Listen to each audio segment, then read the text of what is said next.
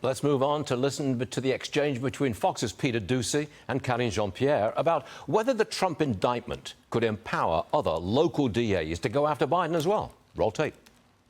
President Biden is a lawyer.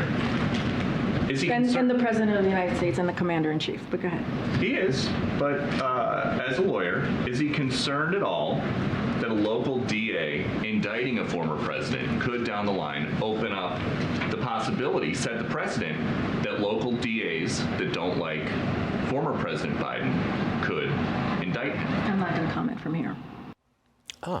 Well, Texas Congressman Jodey Arrington is the gentleman on the right-hand side of the screen, and he joins us now. He's a Republican, by the way.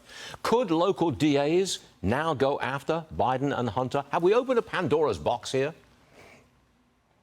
Oh, I think we have.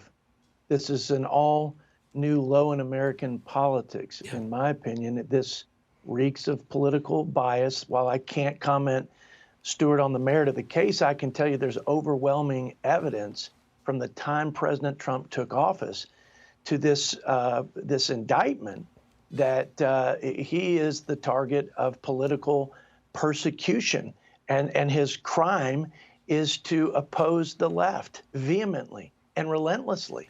Now, and so I do think this puts us in a place of mutually assured political destruction. It's going to make it hard to govern and keep this union together. Is it deliberate on the part of the Democrats to spin this thing out so it goes all the way through the debates, the primaries, the election itself? Deliberate?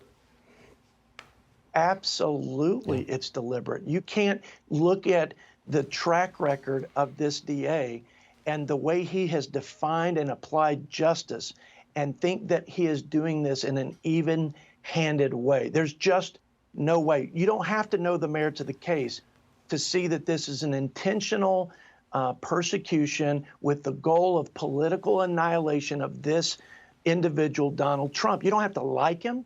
You don't have to support him. I think there are plenty of people that won't vote for him, that are Republicans, that know that this isn't just about Donald Trump, and it doesn't stop with Donald Trump if we don't hold these folks to account. So this is a somber day, but it's not somber because this is a serious exercise. It's somber because they are bankrupting, morally bankrupting our country and weaponizing the most sacred institutions like the American justice system. Sir, I'm sorry we're so short on time, but you make your points in precisely the right way, and we appreciate them. Congressman, thanks for being with us. We appreciate it. Thanks very much.